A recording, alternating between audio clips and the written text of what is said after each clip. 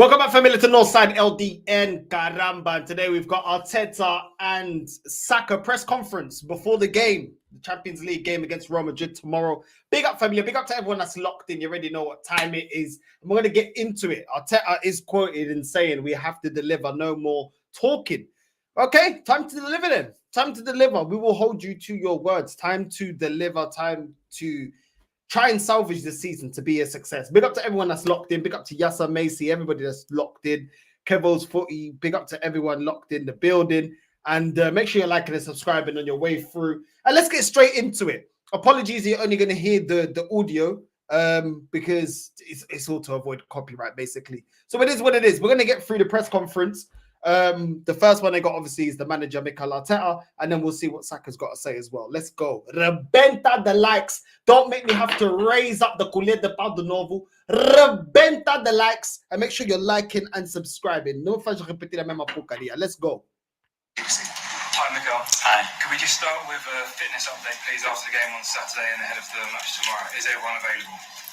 Yeah, looks like it. We have another training session this afternoon, but Ben finished the game. We had to swap him all the time because he hasn't played much football, but he was fine after the game. With the rest, they went through the game and they were able to do some bits yesterday and ready to train today. Okay, so Ben White is fine. I don't know. Ben White didn't, bro. I'm not too sure that he's ready. I can't lie to you. From what I've seen from Ben White, but he's saying he's available. It is what it is. It is what it is. One less excuse if we don't win against a Real Madrid side that's got 5 injuries and a player suspended in Chouameni. No excuses. So listen, man always says all the players are fit. I've heard him say this about various players, but we will see. We will see. We'll see if they're fit. There's one thing being fit enough to walk. There's another thing being able to be fit enough to perform at the highest level. Decided what you're going to do to fill that void left by Gabriel at centre-back with all the defenders available to you? Yes. Decided. Are you going to tell us who that is? No. What do you need from your team to take on Real Madrid tomorrow night? A huge occasion. You rested some of your key players. Is that an indication that you think you need a special effort to get the result? Go away, you adverts, man. Filo da puta. Move, man. Move. Let's run that back. Have you decided what you're going to do to fill that void left by Gabriel at centre-back with all the defenders available to you? Yes. Decided. Are you going to tell us who that is? No. What do you need from your team to take on Real Madrid tomorrow night? A huge occasion. You rested some of your key players. Is that an indication that you think you need a special effort to get the result you want? Be super convinced. 8 p.m. tomorrow night.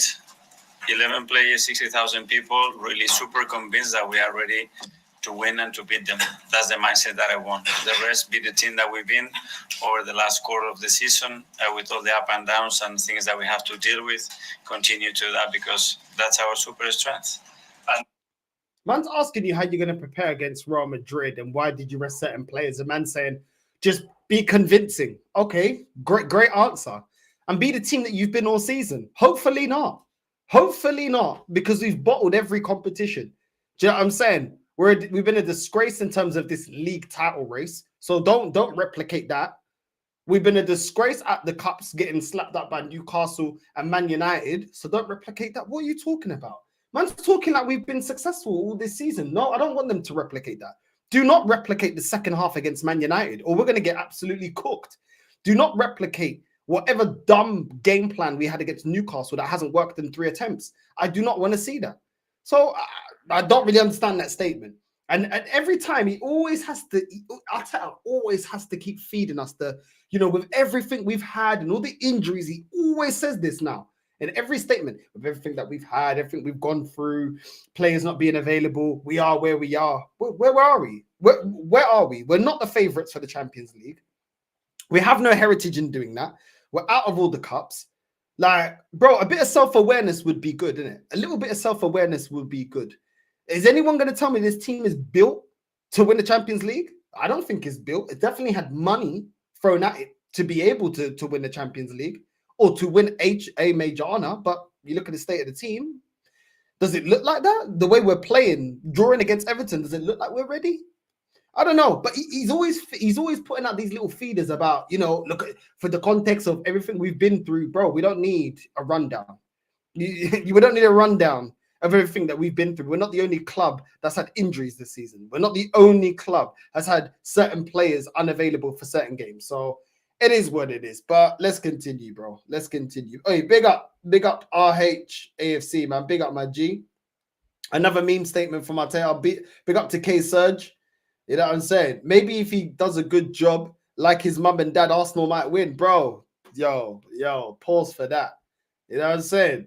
Pause for that. It's not even my parents, and I'm like, yo, allow it. Unless we play FIFA. Oi, big up, man. Big up. Let's continue. Let's continue with the press conference.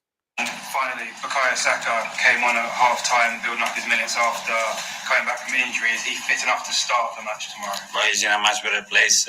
Gradually, we have built his minutes in the last 6 or 7 days. He's coped with that really well, and it's in a good place to be able to be used.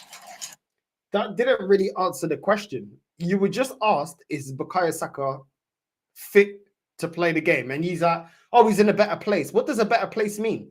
Does it mean fit? Does it just mean that he's had a couple of minutes, but he's still not, he's probably at 80%, 70%? This is what I'm saying. This guy is very good, yeah? He's very good at evading answering the question directly when it's a question he doesn't want to answer. Do you know what I mean? He'll do the roundabout. What does that mean? That's a very vague answer. All you need to say is yes, he's fit, or no, he's not fit. I'm not convinced he's fully fit. I'm not convinced Saka's fully fit. And if you want to blame me, there's a lot of players this guy has said to us before this season alone, that have been fit and they haven't been fully fit. I don't know. The way that Saka is playing, it looks like he's very conscious of getting re-injured to me. And that's not a player that's fully there. Whether it's a mental thing, I'm not too sure. Maybe it's a mental and physical thing. Maybe it's the fact that he's obviously come back from a long-term injury. It's normal. Is that gonna make him play within himself? I'm not too sure. You know what I mean? I'm not too sure because I didn't see him busting a gut against Everton.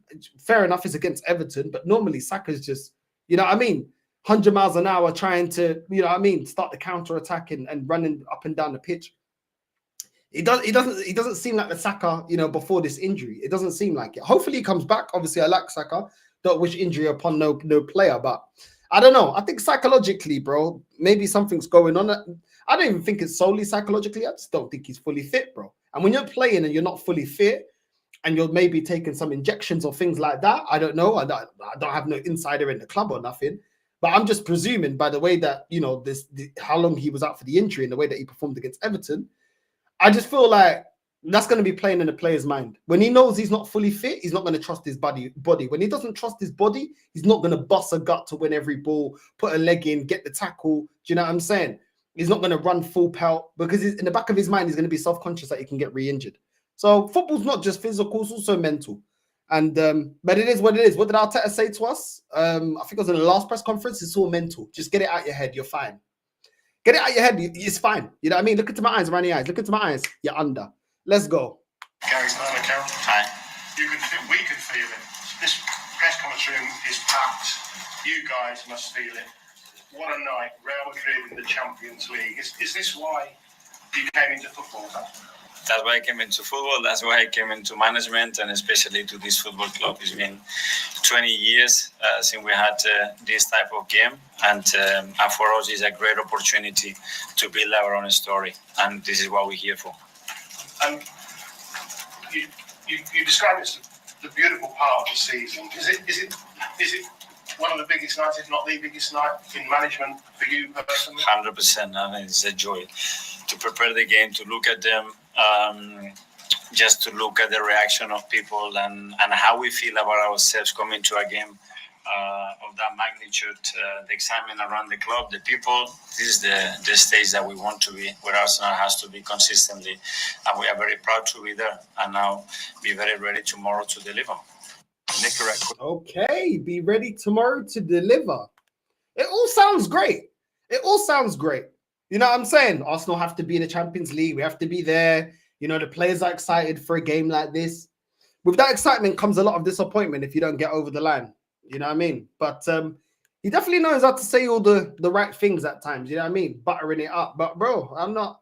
It is what it is, man. You need to get over the line. It's all great saying all these things about this is where we want to be, this is where we always want to be, the players are exciting. You got to deliver, bro. You got to deliver. So we'll see. We'll see. Let's continue. With property in the competition, you need a lot to win the Champions League. You also need some luck. Real Madrid have had luck this season. Arsenal haven't really had any luck in anything this season. Are you due a bit?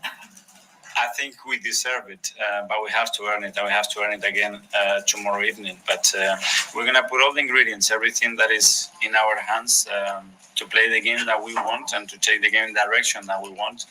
And in order to achieve that, that's why we're going to need our people playing every single ball with us. And that's going to make a huge difference, because that's something that is really needed. At these stages, you need your home stadium to create a very, very special atmosphere to generate momentum. So let's go. I encourage everybody to go there tomorrow to play the game with us. Not to be there watching it, but to play the game with us.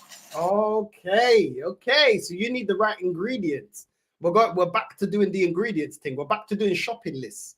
We're back to doing Salt Bay. We're back to doing lemon pepper wings. I don't know.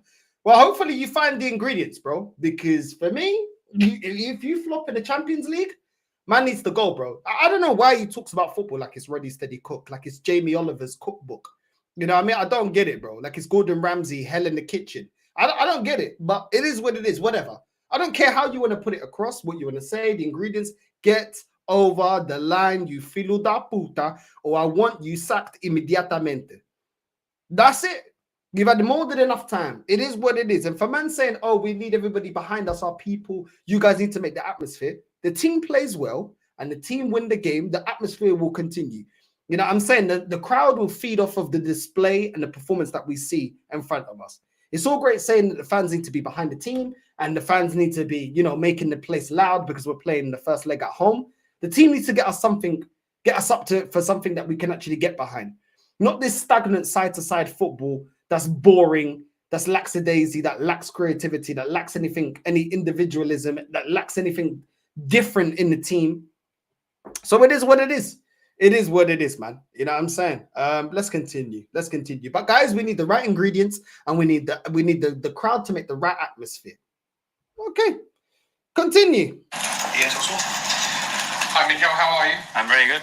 How do you've got a team full of experienced players, but how do you convince them tomorrow to play the game and not the occasion? I think they are convinced. If I have to convince them, I think we have a problem. It's the level of conviction, regardless what happens and any context that we have to play throughout this time. But they know exactly what they have to do. When you're playing a team with so many household names, but we obviously also got household names, how much do you try and press upon your players? Don't worry about who's in the white shirt opposite you. Don't worry that it's Mbappe or Bellingham or whoever, Vinicius Junior, whoever. Just worry about yourselves and show them how good you are.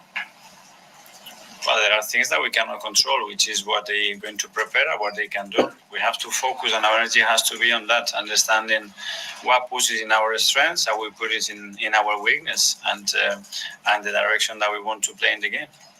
Finally, from me, obviously, 2 legs, so this is the first half. Second half is away. How important is it that you go to Madrid with a lead? I mean, tomorrow you don't want to lose, obviously, but how important is it you actually win tomorrow and win well so you're set up for the second half? Very important, but it will be just the first legs, as you mentioned. So obviously the intention of the team is very clear. We want to achieve tomorrow, and we're going to go for it. It will only be the first leg. Man's asking you how important is it to get the win at the Emirates in the first leg. And he's like, oh, well, it is only the first leg, but yeah, we want to get the win, but it's only the first leg. But why are you even saying that? Just say it's pivotal for us to go there and get the win and set us up in a positive position to go to the Bernabeu and go and face the most successful team in this competition. Don't give it any excuses that, oh, well, you know, even if we don't win, we got the second leg. The second leg is going to be at their home. I don't get it, bro. I don't get it. For me, that's just planting a little seed of, you know, we don't have to win in the first leg. We have to win in the first leg. We have to win in the first leg. If we do not put Real Madrid to the sword in the first leg, we are not going through. That's how I believe it. If we don't win tomorrow, which I don't believe we will, But I'm down to always be proven wrong. I don't mind being proven wrong. I hope I'm proven wrong. If we don't kill these lot off, it's long. If you talk to any Man City fan that's ever played them, or anyone, any European giant, Bayern fans, Inter, any European giant, all their fans say the same thing. Kill them off, because as soon as you give them a way in, Real Madrid will put you to the sword. Someone's going to perform, even if they're playing a stinker, they will turn up. Look at how Man City performed in the second leg against Man City. Real Madrid played. Sorry. Look at how Real Madrid played in the second leg against Man City in the Champions League. Look at the way that they performed, bro. When the pressure's on, they stand up and they know how to be counted. And they've got a manager that's been there and done that. A manager that's been able to win major honors without having a striker, without having all of his ingredients, like Arteta says. We have to put them to the sword in the first leg, bro. If we don't, for me, it's done out here. Even if we win, it's still about how much do we win by. I don't think we're going to score. If we do score, I don't see us scoring more than one goal, in my opinion. I don't think the defense is going to be open. I think they're going to play a stinky low block and hit us on the counter. But the way that we play and the way our midfield's looking all over the place in terms of creativity, I don't really see us breaking it down. So this is all great. But for me, I feel like he's just trying to like lower the expectation that if we don't win the first leg, oh, we're still in it. We're still in the draw. Yeah, all right. All right. Keep telling yourself that. We need to win, and we need to win convincingly. August 2021, Martin Odegaard committed to a long-term contract with Arsenal after a loan spell with Real Madrid. How important has he been to shaping Mikel Arteta's mentality and leading your team through this period? Well, I think it's very important for the football club because we recruited a player that fits every quality to deliver performances and the demands that we want, and then the person that is an exceptional representative of the values of this football club, our history, and obviously pivotal from where we were to where we are, the role that he's played and how much he has contributed to be playing where we are at the moment. Really? Bro, man was shit against Everton. He's been crap, bro. He was dead against Forest. He's been rubbish. What are we talking about? What are we actually talking about? He's left a lot to be desired this season. And a lot of people were crying about Odegaard when he was injured and saying he's our creative spark. Creative spark. What did he create against Everton? Just in the last game alone. What did he do against Newcastle? This guy goes hiding all the time. What? Look at his performance against Man United. What man are talking about? Bro, it's crazy. The reason Odegaard is comfortable here is because he's on 240,000 a week and nobody else would ever put him on that kind of money. They would not ever put him on that kind of money, let alone giving him the captain's armband. The guy is not as good as people hype him up to be. He shies away from aggressive games. He doesn't turn up and make himself counted. You know what I'm saying? I don't even care about the size of him because Alexis Sanchez was like a midget, bro. But that guy was always up for a tussle. He never shied away from a tackle. He never shied away from, you know what I'm saying, getting players out of the game and imposing himself in the game. This guy goes hiding. This guy runs towards defenders instead of running into space on a counterattack. This guy delays playing through balls when there's runners. He doesn't even see the runner. And when he does see the runner, he delays the pass and then goes backward sideways and then dribbles on the ball, dribbles, but he's dribbling back towards his goal as a number 10. And Arteta saying, no, he's got all the attributes we need. No, he doesn't. No, he doesn't. He's a very average player, Martin Odegaard. He's average, bro. He'll turn up against the lower teams that will give us possession and let Odegaard have all the time in the world. And as soon as it comes to get up against elite teams or teams that are ready to flipping rough him up, all of a sudden, can't rely on Martin Odegaard. Can't rely on him. When's the last time, name me a game that this guy has dragged us through? Those are the kind of players we've had before. I've seen Saka drag us through games. I've seen Alexis Sanchez drag us through games.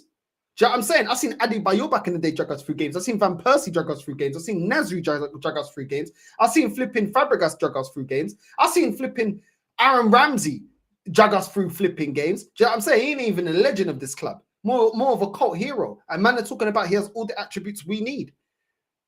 All the attributes we need.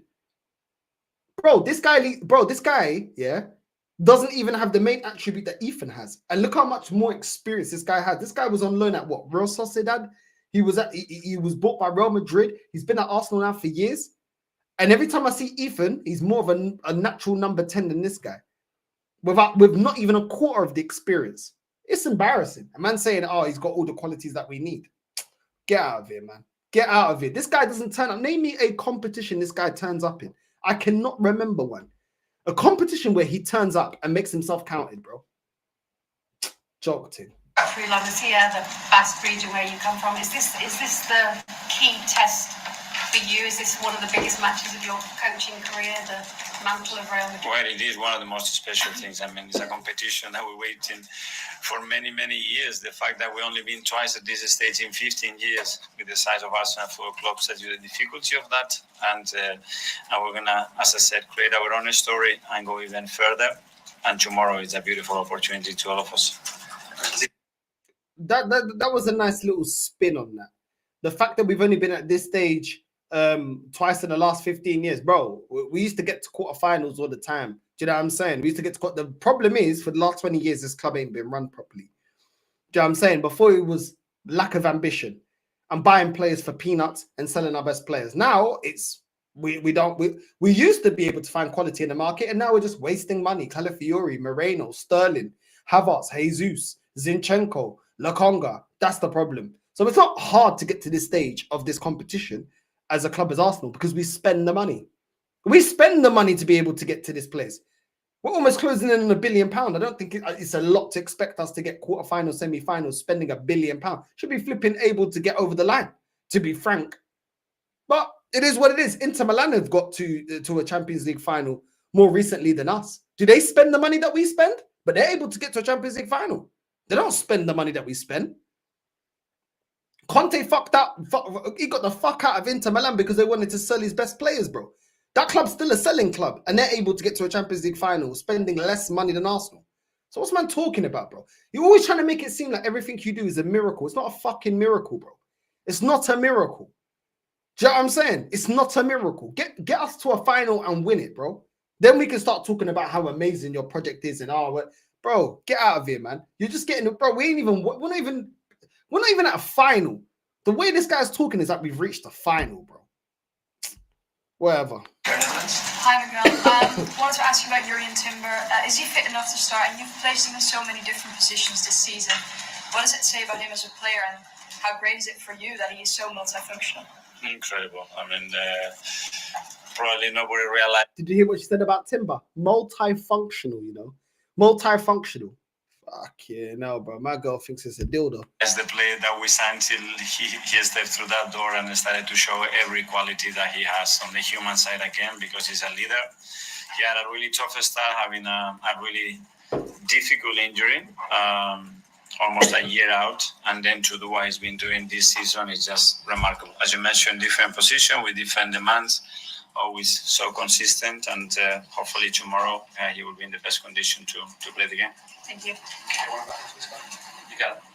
Does an attack with Mbappe, Vinicius, Rodrigo, Bellingham demand a special plan, or one of the best defenses in Europe that you have is already for this battle?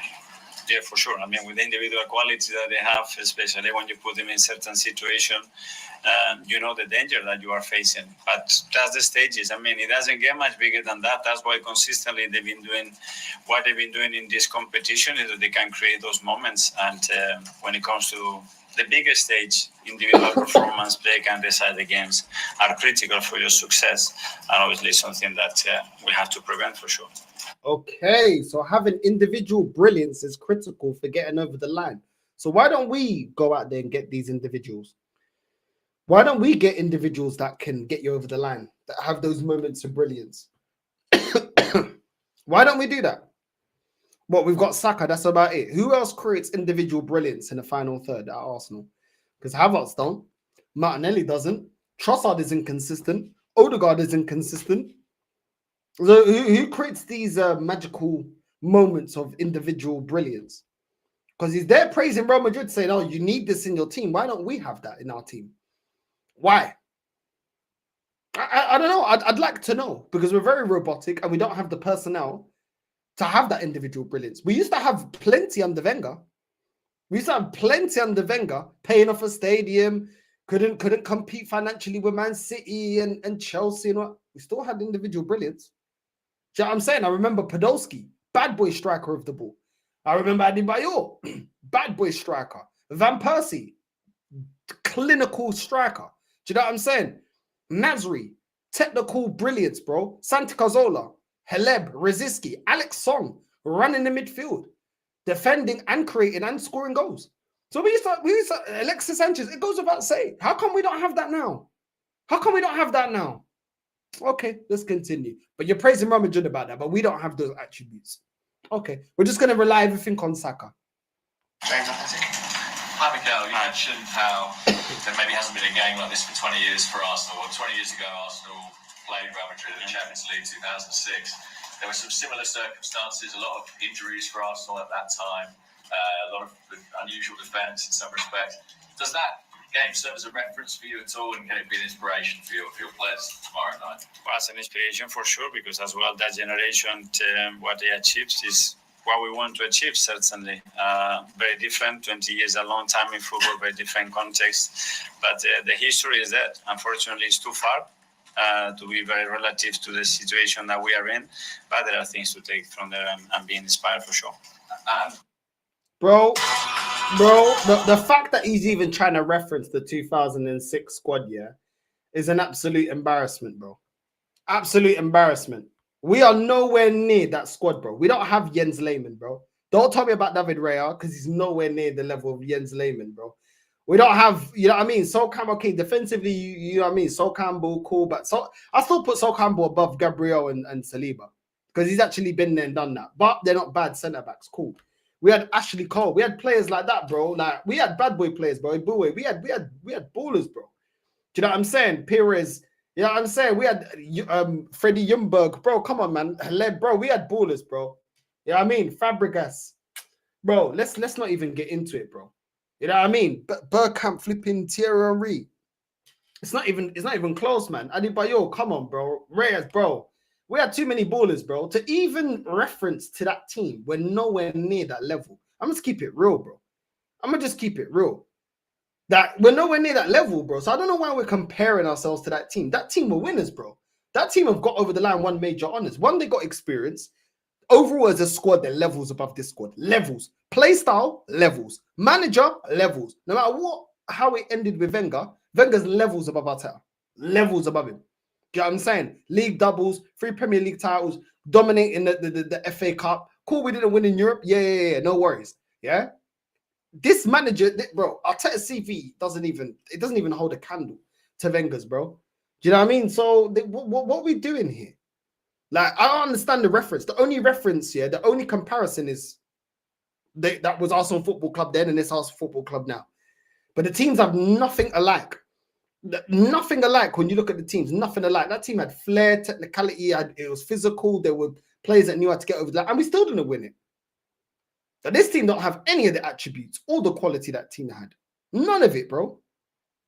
My man keep talking about 06, the 06 squad. Get out of here, man. You can't compare this team to the 06 squad. You can't compare it, bro. But whatever. For yourself, as a Spaniard, does this fixture have like a special significance for you? Your history of Barcelona as well. I mean, it must mean a lot to you. It does mean, obviously, and it's a club that has set newer standards in world football. That's why they've done it more than anybody else. So that's an inspiration from any manager, any club. This is where we want to be. This is where we want to belong. And these opportunities have to be taken in order to go in that direction. James, ESPN. Hi, Mikel. Hi. Obviously, last season was the first time in, I think it was 14 years that you got to the Champions League quarterfinals. How do you think the team's developed since then? Do you think they're in a better place mentally to cope with the pressure of this kind of game now?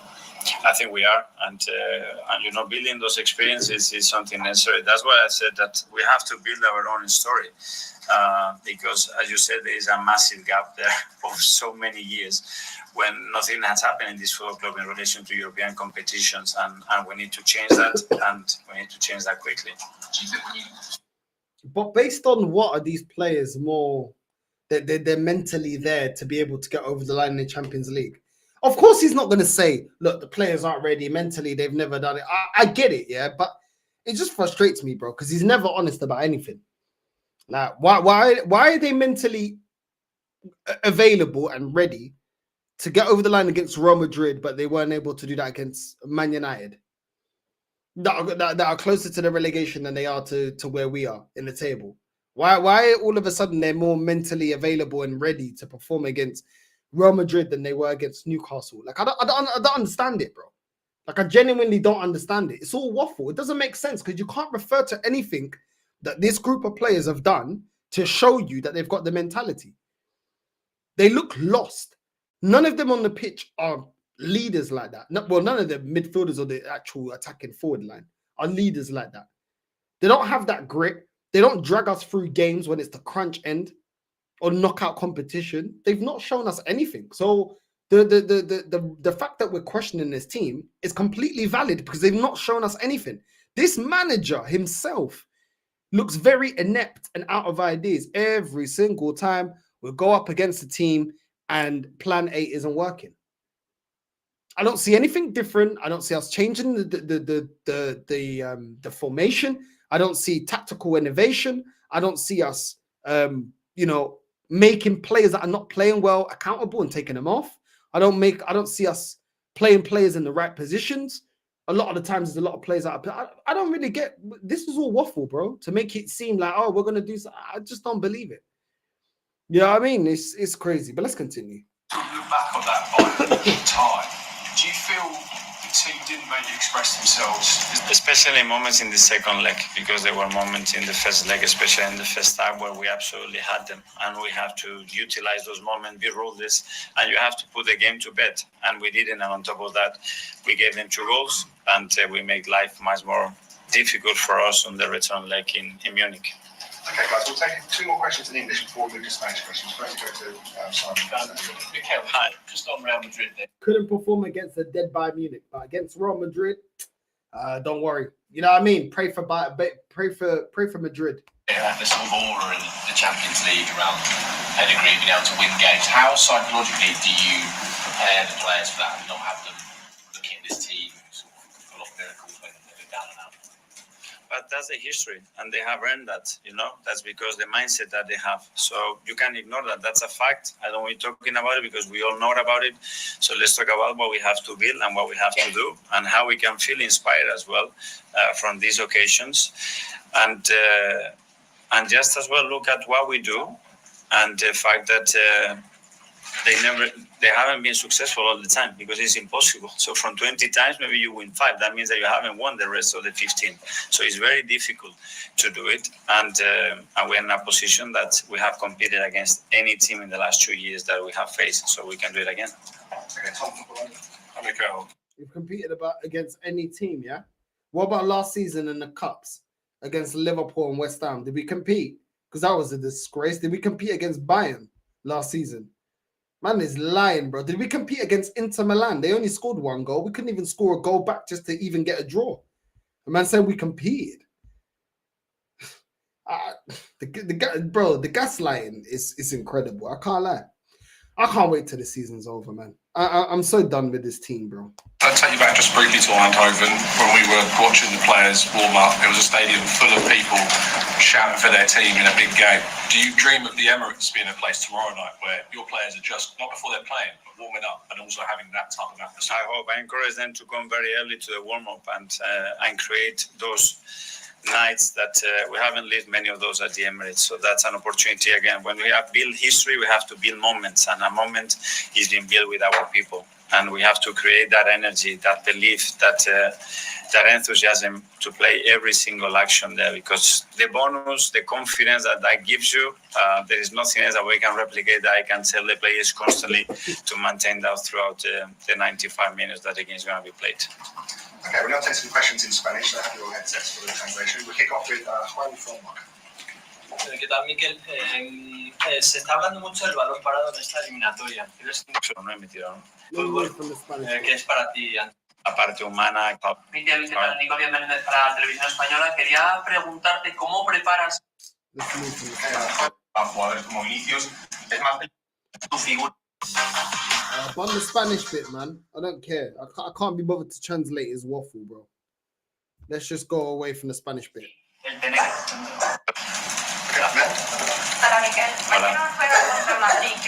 Oh my days. All right, Bukayo Saka. We'll try and keep it to about 2 questions each. Right, Bukayo Saka time now. Start with UK media. So, Brad, do you want to kick us off? Hello, Gary. You're back just in time. How frustrating, we know you love to play football, how frustrating has it been to have your first serious injury? Yeah, it was tough for me. Came at a bad moment, but I'm just focused now on the positives, and I couldn't ask to come back at a better time of the season than now. Big up to Bukayo Saka, man. Big up to Bukayo Saka. I like, do you know what? I know football, look, I like the type of person he seems to be. Like, just very humble, very cool, collected, doesn't let the fame and everything get to his head.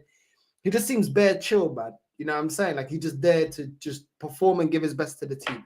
I am happy to see Bukayo Saka back. I am happy to see him back, bro. And yeah, man, you can tell he's been raised properly, bro. You never see him in no scandals, nothing, bro.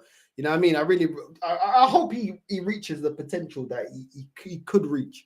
You know what I'm saying? He's already a great player, but to be world class, you know, he could become world class in the future, but there's aspects of his game he does need to work on. But you know what? Yeah, big up to Bukayo Saka, man. I'm happy that he's back. Real talk. I am happy that he's back. I just don't think he's back under the right circumstances, in my opinion. He's not going to go out there. He's not going to say in a press conference, "Oh yeah, I'm not fully fit, but listen, Arteta's got me, you know, getting some injections in that. My leg is still effed. I'm playing at 70%." He ain't going to say that. He ain't going to say it, innit? Yeah, I wish he would, but come on, bro. It's crazy, bro. It's crazy. Let's go. I know you've had some big nights. In terms of your club football, is this going to be the biggest night so far? I think in an Arsenal shirt, it probably will be, yeah.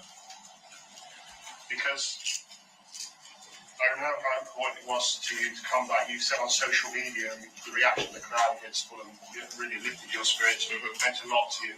How important are the crowd going to be for you and the whole team tomorrow night? Yeah, so obviously as the players, we're ready and we're up for it, but I honestly have no doubts that the fans tomorrow, they're going to be up for it also, and they're going to help create the most beautiful night that the Emirates has witnessed. Hi, Bukayo, how are you? I'm good. No one wants to get injured and be out for a couple of months or whatever it is, but in hindsight, going away, holiday, get someone back, a bit of R&R like the rest of us have, has it actually done you good going into this game? Do you feel fresher than nearly everyone else on the pitch tomorrow night? I mean, just talk us through what that little break did for you, even mentally. Yeah, so I think mentally it was really good for me. Obviously, it was really tough initially to find out the extent of my injury, that I was going to have surgery. It was really tough for me to hear the news at first, but, you know, once it was done and it was successful, I was, you know, just focused on coming back stronger, and I had a lot of time. You know, obviously the past 5 years I've been playing game after game.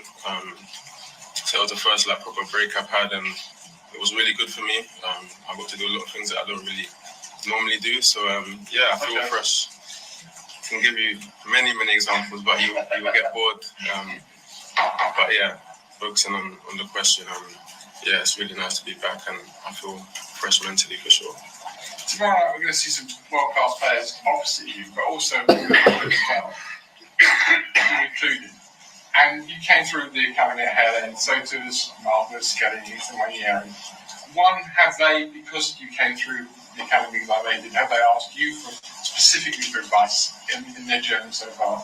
And two, what does that show about this football club? The fact that while other clubs go out and cherry pick some of the best players from around the world, this club still goes back to its roots. Yeah, that just goes back to the amazing academy we have, and you know the latest example is those two boys, Miles and Ethan, and you know how talented they both are. And yeah, I'm always there for them if they want to ask me any questions. They do sometimes they don't. But I always make myself available to them, and yeah, I'm just really proud to see the steps that they're making, and I just hope they keep grounded and keep working hard. Nah, listen, Saka, don't let them trick you. Don't let them use this whole academy thing. Oh, you came through the academy, bro. Put your career in first place. This club don't want to be serious. Look at the examples of other players that are left and went on to win major honors, bro. The club don't raise their standards and make people accountable.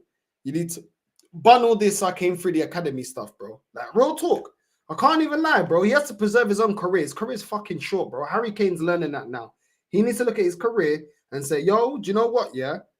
Like I came through, I done my thing. Do you know what I'm saying? And guess what? The club is not on my level, innit? So I got to do what I got to do. But big up to Saka, man. Like, you know what I mean? Big up to Saka. This whole thing that we're bringing players through, well, Saka didn't come through by this manager. And second of all, Lewis Skelly only started getting games when Calafiori got injured. So the manager didn't actually plan for Skelly to become a first-team player, nor really get that many minutes. Do you know what I'm saying? He wanted to use him in the cup games. Ethan, you already saw what happened when Odegaard got injured. He was never the plan to be the second backup. Arteta wanted to use other players to play out position to cover for Odegaard if anything happened. So it just fell when Arteta, bro. Arteta's been lucky, bro. He's been lucky. Because you can't, bro, he wasn't expecting that. Like, why would you go and spend that much money on Calafiori if you know that Skelly's this good, or if you trust in Skelly, or if you thought, nah, this is the next one up? You wouldn't. You wouldn't, because we needed money to go get a striker. So why would you? If you're going to have limited funds, if the board is going to give you limited funds to get a striker, which is why we're looking at Konya and Sesko and all these, man, surely you'd be like, yo, we got Skelly. We got Timber that can play there. Do you know what I'm saying? Kivio can do a job there. We don't need to go and get another left back. That doesn't make sense. Like the fact that he spent money on a left back that's worse than Skelly, bro, there was no intention of bringing through Skelly. And Ethan, that was another one. That was just like Odegaard will probably rest him. Early stages, FA Cup, Carabao Cup. You know what I'm saying? Then we'll play Ethan. That was the only time he really wanted to play Ethan. Like, he weren't starting him in any other games apart from the cup game. So this whole thing has just worked out for him, innit? Like, he's got lucky with it. That a lot of the youngsters have actually like performed really well this season. But he didn't plan for it. He didn't plan for it. Not by his substitutions, not by his decisions through injuries when certain players weren't available, and through player purchases. It doesn't align. It doesn't align. Now, the fact that this guy wants to bring through players, he could have brought through Balogun and got rid of Nketiah. Instead, he got rid of Balogun, kept Nketiah to just get rid of Nketiah in the end anyway. When Nketiah had multiple chances, like this manager ain't really trying to lock in with the youngsters and giving them a chance like that. Like for me, that's all a Fugazi, bro. He ain't trying to do that. It's just worked out for him. Do you know what I'm saying? How long was the fan base putting pressure on Arteta to start Ethan? People calling out for him to start Ethan. Why? You already got your main number 10 injured. Why do the fans have to tell you to start Ethan? This Arteta thing, yeah. This whole youth project thing is all bullshit, bro. Do you know what I'm saying? We got rid of ESR for him to go to Fulham and put in a couple of performances that we never saw him put under Mikel Arteta. Make that make sense? He ain't trying to do the youth thing. He ain't trying to do the youth thing, bro. It doesn't make financial sense, and it doesn't make sense based on his decisions. But we continue. You know what I'm saying? And he's not even the one that bust through Saka. Do you know what I mean? If Saka came through under him, instead, forget what happened with Saka under Unai Emery. Yeah? Unai Emery, he was putting faith in Saka and Martinelli and Guendouzi and them man there. This guy ain't. Saka would have been held back under Arteta. If he came through under Arteta, like the way Ethan and Skelly are, he would have been held back 100%. Yeah, like I said, this is Arsenal. I think this is what we do. We've done it in the past, and I just hope we continue to keep doing it so we can save more money.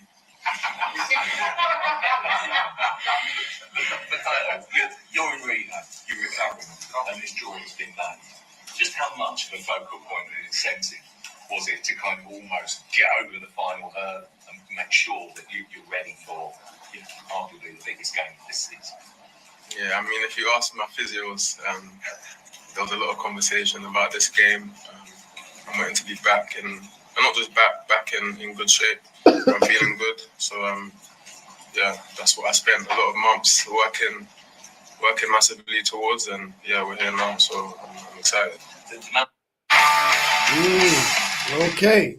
So there's a lot of conversation between Saka and his physio about the Real Madrid game. Was that because he was trying to rush to get back? Because he really wanted to, appear for the Real Madrid game, which I get. Yeah, he's been a big reason why we're at this stage in the Champions League. He's our best player. Let's just keep it real. But was those conversations about him saying, yo, even though I'm not 100%, is there any way that I can play through the pain, or I can play, I can be past fit enough to play, even though I'm not 100%? Was that the conversation? We don't know. This is the thing. I'm skeptical about all of it. What was those conversations? Why was he having those conversations with the physio? You're either fit or you're not. If the physio say that you're fit, you're fit. You're fit.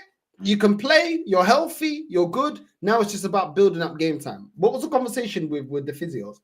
For me, I take that as you're not fit to play. You're asking to play because you're a competitive player. You want to play in the big games, which I get. But then that's where your manager should come and save you and say, listen, my G, chill. We're not going to risk your career. You know what I mean? We're not going to risk that. Look at how things went for other players that we played injured. But that's just my opinion. Working massively towards, and yeah, we're here now, so I'm excited. The manager was talking about creating your own story and also not being intimidated perhaps by Madrid's history of playing the opponent. Just, can you talk a little bit about that and just how determined the players are to make their mark in the Champions League? You've done brilliantly in the last couple of seasons in the Premier League, but just how much will it mean to make a statement in Europe? Yeah, it mean a lot to us. The first time the club's been in the Champions League quarterfinals back to back for a while now. So tomorrow night we want to take the next step and try and get it over the line. And what does it mean, magically? There we go. Anyway, big up to Saka, man. Big up to Saka. It is what it is. We got a couple of quick clips to get through. Big up to everyone that's locked in. Let's get into this. Once again, man like Hooks getting overly excited. Watch this from Hooks. I'm a man of the Bible, and I will need the Lord to walk with me. Arsenal face Real Madrid, and everyone doubts us. Everyone. But with a sling and 5 smooth stones, David defeated Goliath. This will be a story against all odds, and this story will contain 3 lessons. The small can defeat the large. This Arsenal team can become great kings, and the bravery of the Arsenal lads will come from the confidence the fans have in them. I am a man. Bro, it doesn't matter how slowly you speak about it. We ain't doing nothing, bro. I can't lie. You know what I mean? And this whole, sad, I don't know what that was. Some Taylor Swift music. Hooks, why do you do this, bro? I don't get it, bro. The confidence of the fans. The fans had confidence in this team when we was 8 points clear in the title race. The fans had confidence. They've had confidence in this team ever since Mikel Arteta has been here. It ain't made no difference, man. It ain't made no difference. You know what I mean? But okay. It is what it is. We will definitely use that. When we get kicked out of the Champions League, we will review this again. For now, we'll just keep that there. Don't go anywhere. We'll just keep it there. Let's continue, because Arsenal fans are doing a lot of starting 11s. Let's go. Arsenal versus Real Madrid combined 11. First of all, mate, David Raya or Courtois?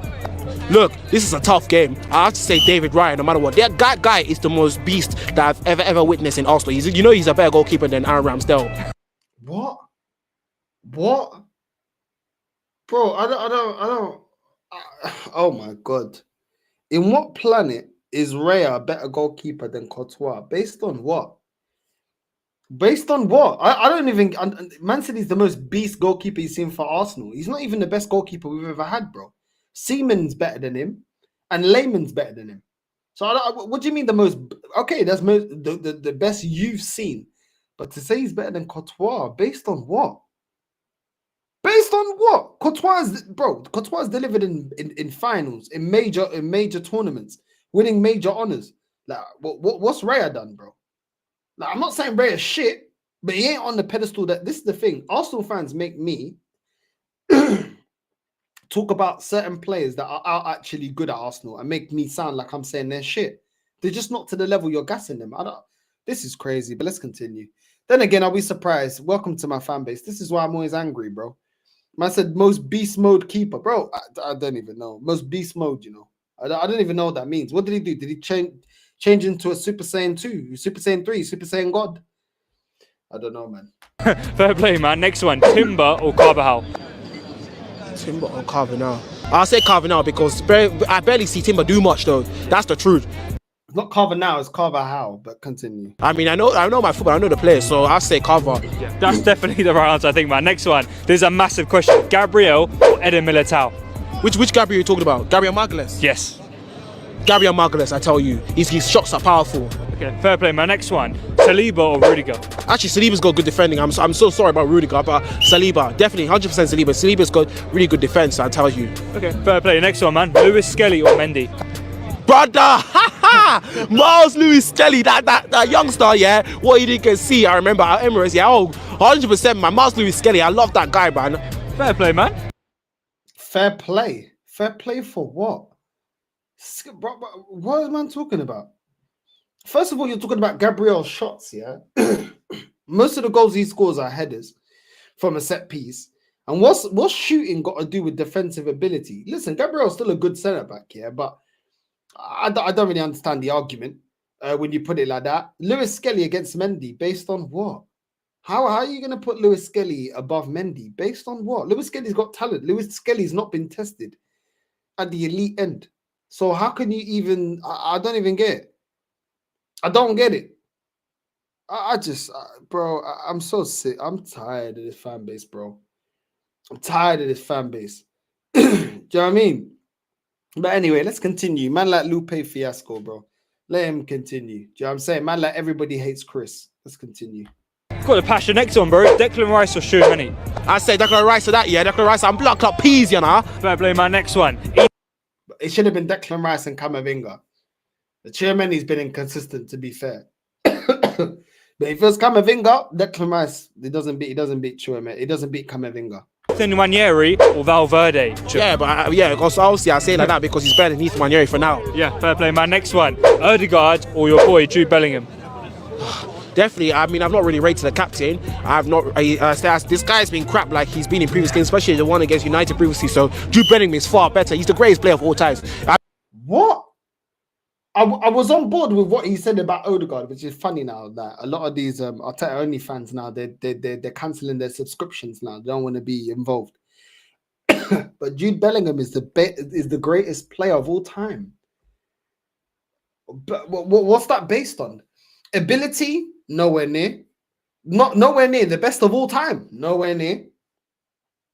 What was it? Accolades? Nowhere near. Like of all time. Of all time, this guy is nowhere near the level of Rivaldo. He's nowhere near the level of my favorite player of all time, Ronaldinho. He doesn't nowhere near the level of Neymar, bro. Neymar's cold, bro. I don't care what no one tells. Neymar's cold. These are just some players that's coming to my mind. Do you know what I'm saying? Bro, he's nowhere. He's not near Bergkamp. He's not near Thierry Henry. He's not near Lampard. Lampard to me is better than Bellingham. Lampard to me is better than Bellingham. Yeah, I'm saying, like, what are we basing this about? Like, Bellingham's the greatest of all. Bro, I don't get it, bro. How is he the greatest of all time? Bet on what? Based on what? I don't get it, bro. I don't get it. These guys, yeah, they go off of FIFA ratings, bro. You know what I mean? Like, they're going off of FIFA ratings because I don't know what you're talking about. Because in every metric, there's multiple players I can say that are better than Bellingham. And that's not even to say Bellingham shit. He's just not of that level. This is the problem with them. Not of the level and the pedestal that you're putting him on. Nowhere near that. You know what I'm saying? Bellingham's only 22. He's saying greatest of all. Bro, this is what I'm saying, man. Bro, I don't... Bro, he's serious, bro. Man is serious about this, bro. I don't get it, bro. I really don't get it, bro. Little Bow Wow, man. Stay away from the... Bro, man like Soldier Boy, you know what I'm saying? Soldier Boy, tell him. Stay away from the crystals, bro. Stay away from the crystals, bro. Man's snorting too much flour up that nose, bro. Do you know what I'm saying? Them Dyson nostrils, bro. Just relax, man. What is... I don't get it. I judge you Bellingham no matter what. So Bellingham, okay, fair play, bro. Next one, Bukayo Saka or Vinicius Jr.? Bukayo Saka, of course. That guy, yeah, like, he has more than 62 goals in his history playing for this football club. Okay, bro. Next one, Martinelli. Bukayo Saka, so because he played for this club, bro. What has he scored in a final? Has he got his team over the line? Has he won major honors? Like, it's all good, yeah. Like putting numbers during the season, but where are you in the crunch games? Where are you when it matters? Do you know what I mean? Like to just go, oh no, he's better than Vinny. Based on what? Based on what is he better, bro? Like it's cool, whatever. Do you know what I'm saying? Whatever. Or Rodrigo Goes? Rodrigo. Fair play, man. Nah, this is an easy one. Bro, the fact that he paused that long between Rodrigo and Martinelli, there's no pause, bro. Rodrigo is levels above this guy. Technically, finishing wise, better. Yeah, you know I'm saying reading of the game in the final third, passing of the ball, every metric. Rodrigo shits on Martinelli. I don't even know why he's even pausing to even think about it. But let's continue. VIDS or Mbappe? Mbappe, bro. That is too easy. Oh, I don't even get it, bro. I don't even get it. Man said, "Oh, Mbappe's better than Havertz." That's easy. Wasn't easy when we first signed Havertz and you man were telling us that he's the missing piece and the missing ingredient. I don't get it, man. I don't get it. But it is what it is. This is what they're saying. Let's run the next clip. See what other nonsense these lot are crying about. This is Real Madrid combined 11. Raya versus Courtois. Timber versus Carvajal. Love Timber, but Carvajal's won everything. Carvajal. Saliba versus Asensio. Saliba's the best centre-back in the world. William Saliba. Gabriel versus Rudiger. Saliba's not the best centre-back in the world. I'd still give that to VVD. I can't even lie. And man might say, oh, because it's Virgil van Dijk. Saliba's not the best in the world. He's one of the best in the world, but he's not the best in the world. I'm sorry. Yeah, his words. I can't be considered the best defender in the world. I ain't won nothing. You know what I mean? So even the Inter Milan the centre back is better than him. You know what I'm saying? He ain't led us to anything. So his words, he's one of the best, not the best. But let's continue. Rudiger. I think Rudiger's the second best centre back in the world. And although I love Gabriel, I think Rudiger and Saliba as a partnership would be ridiculous. Luis Skelly versus Mendy. Love Miles, top player, top talent, but he's only 18, so I have to go Mendy. Thomas Partey versus Valverde. I think he's been Arsenal's best midfielder this season, but Valverde, man, what a player. The guy, box to box, both footed, scores goals, gets assists. I go Valverde. Declan Rice versus Camavinga. That one's also tough. I don't think some people in the comments will like this one, but I'm going to go Declan Rice. You're a big fan? Oh, what the fuck? How is Declan Rice better than Camavinga? How? Declan Rice, yeah? He can't ball out of tight spots, out of tight spaces.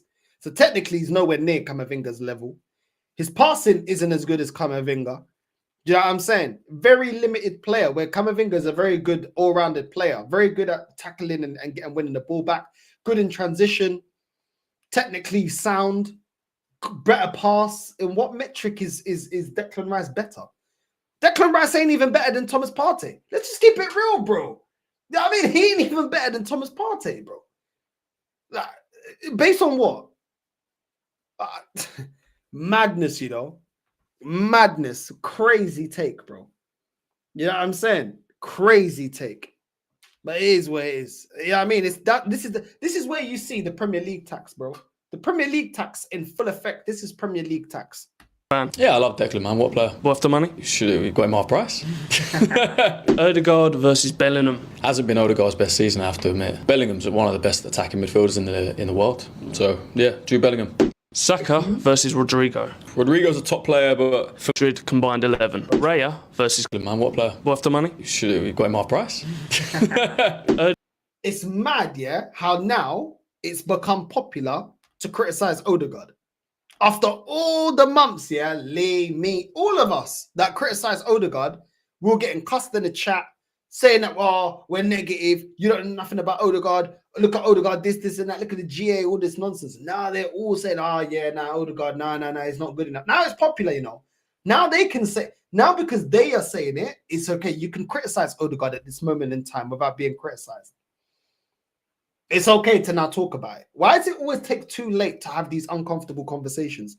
It was the same with Zinchenko. It was the same with Jesus. It's been the same with Havertz. Only now do they accept that Havertz ain't going to lead us to Premier League title. It's the same old nonsense. It's the same with Martinelli, bro. By the time these man clock, why we're saying it's too late.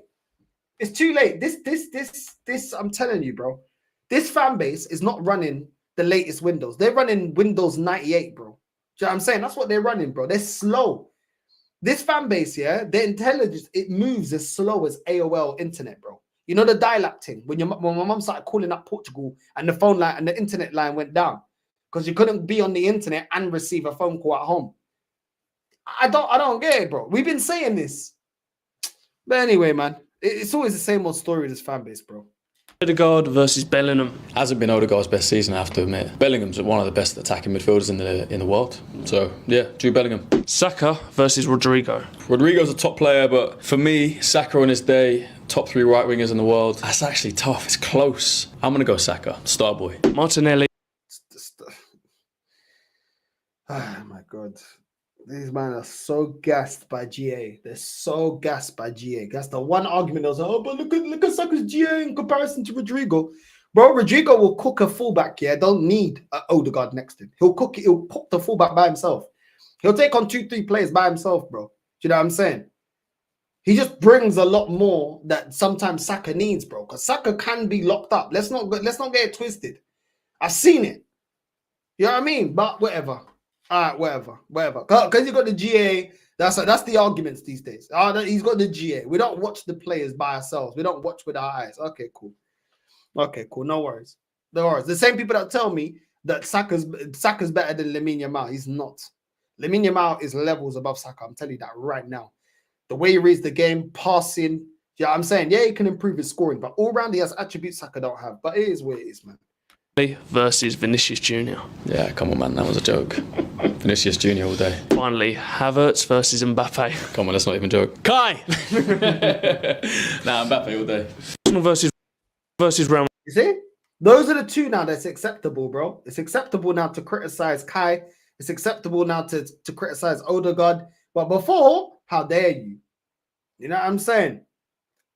It's crazy, bro. Yeah, Valverde is cold, bro. Valverde is cold. You know what I mean? Valverde is cold. Big up Josh, man. Yeah, bro, that's how it is, man.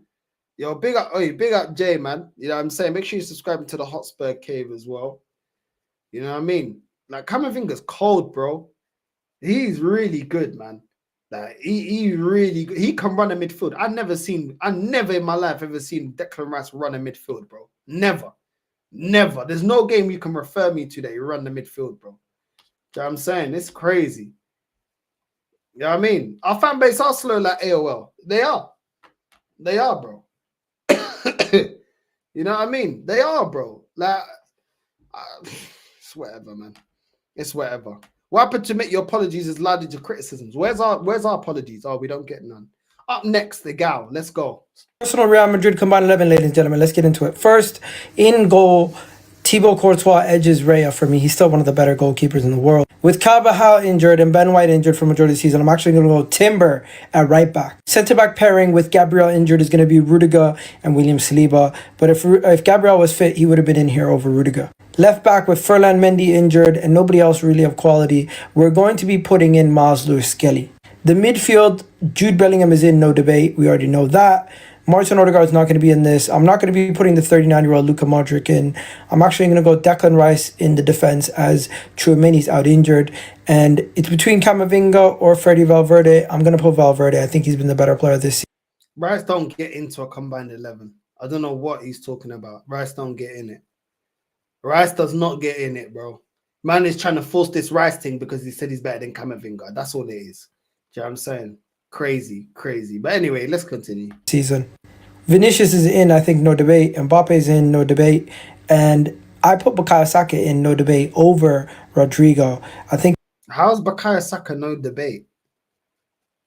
Yeah, I mean, because he went through about 4 Real Madrid players, and he's like, yeah, Saka, no debate. What do you mean, no debate? No debate based on what? Based on what?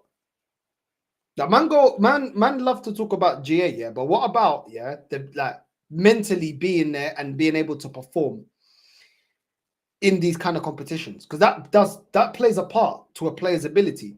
Do you crumble under pressure or do you perform under pressure? That's the thing. They love to just go GA. Okay, but bro, Harry Kane's got bare GA. What the fuck has he won?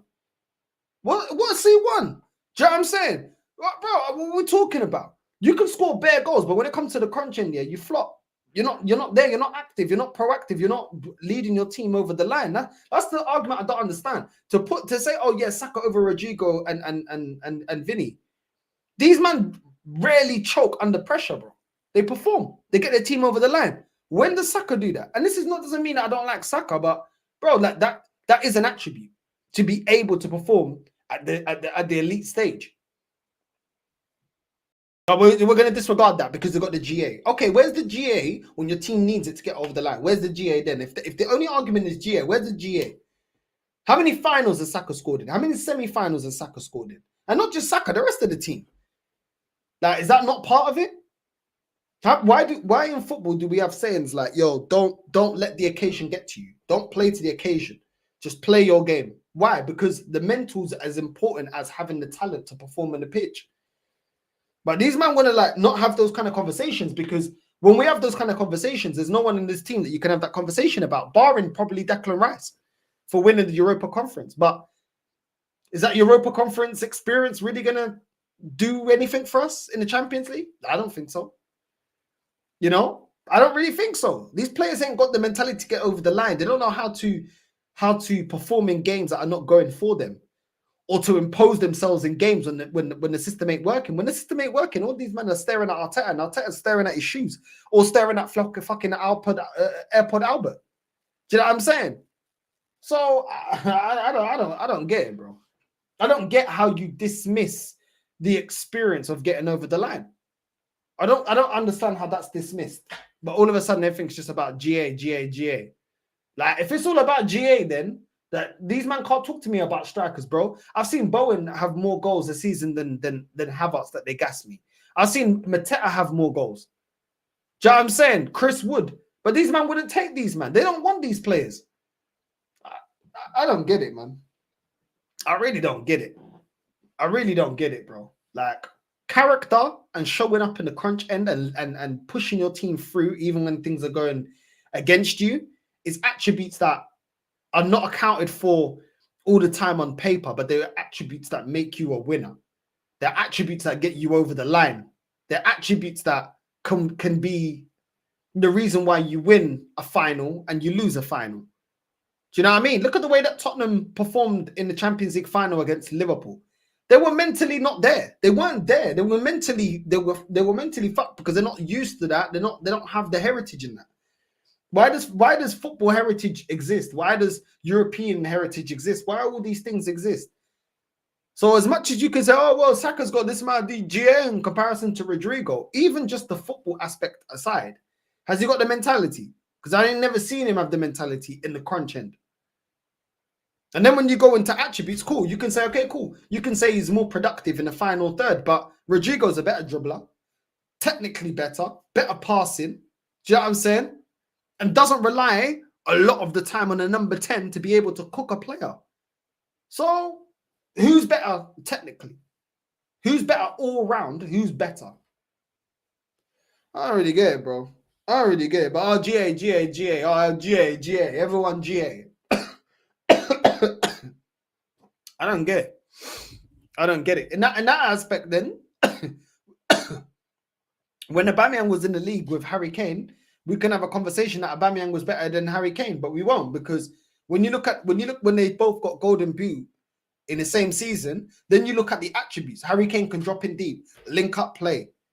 Do you know what I'm saying? He can play in the 10 rock, can play in the false 9. Whereas Aubameyang can only play in one position, and his one attribute is scoring goals. So you'd put Harry Kane there. Like, that is the best example of, you can have GA, but what else do you bring to your game? What else have you got about your game? But I don't know. I don't know, man. You know what I'm saying? Arsenal players don't even understand the occasion when the pressure's on. Nah, they walk straight into it, bro. You know what I mean? It's like Fortnite when you're walking into the storm. You just walk straight into the storm, bro. They'll just walk straight into the storm. It's crazy. It's actually crazy. Yeah, that's why Roy Keane's one of the best captains of all time. Exactly. He's not the most talented DM I've ever seen in my life, but he had a lot of passion, mental grit. You know what I'm saying? Bad boy captain. Bad boy captain. But big up to everyone that's locked in. Big up to everyone that's locked in the location. You know what I'm saying? Big up. We're going to redirect to Lee. Northside raid on the way in. Northside raid on the way in to Lee's stream. Big up to everyone that's locked in, and I'll see you guys tomorrow. Love, love, love.